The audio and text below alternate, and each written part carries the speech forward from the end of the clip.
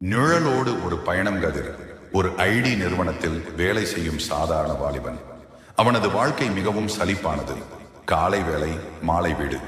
ஆனால் கடந்த ஒரு வாரமாக அவனுக்கு பின்னால் யாரோ நடப்பது போன்ற உணர்வு. ஒரு நாள் நள்ளிரவு அவன் கண்ணாடி முன் நின்றபோது அவன் உருவத்திற்கு பின்னால் ஒரு மங்கலான உருவம் தெரிந்தது. அது ஒரு பெண். அவள் அவனை பயமுறுத்தவில்லை. மாறாக அவன் தோள் மீது கையை வைத்தாள். அவளது கை பனிக்கட்டியை விட குளிர்ந்திருந்தது. ஆவி ஏன் அவனை பின்தொடர்கிறது என்று அவனுக்கு தெரியவில்லை. அந்த ஆவியின் பெயர் மாயா. அவள் ஒரு விபத்தில் இறந்தவள். பொதுவாக ஆவிகள் பழிவாங்க துடிக்கும். ஆனால் மாயா கதிருடன் ஒரு விசித்திரமான பிணைப்பை உணர்ந்தாள். கதிரின் தனிமை அவளுக்கு பிடித்திருந்தது. கதிர் எங்கு சென்றாலும் அவள் கூடவே வந்தாள்.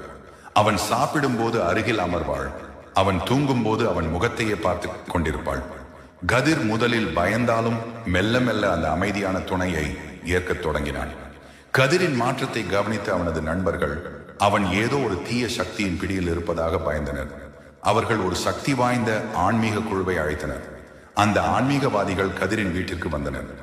அவர்கள் உள்ளே நுழைந்ததும் காற்றின் வேகம் அதிகரித்தது. மந்திரங்கள். அவர்கள் வேத மந்திரங்களை ஓதத் தொடங்கினர்.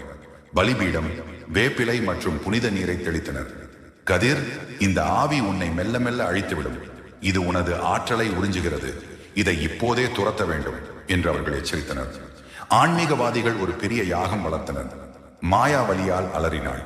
அவளது உருவம் கோரமாக மாறத் தொடங்கியது. கதிருக்கு அவளை பார்க்கும்போது பயமாக இருந்தாலும் அவளது வேதனையை பார்க்க முடியவில்லை. நிறுத்துங்கள் என்று கதிர் கத்தினான். ஆனால் ஆன்மீகவாதிகள் கேட்கவில்லை. அவர்கள் ஒரு மந்திர கயிற்றை கொண்டு அந்த ஆவியை கட்ட முயன்றனர். அப்போது ஒரு விசித்திரம் நடந்தது.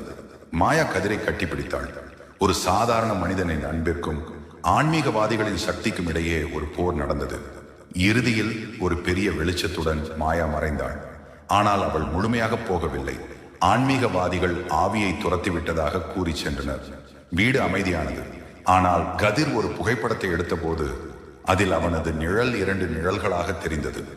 மாயா இப்போது அவனது உயிருடன் கலந்து விட்டாள்.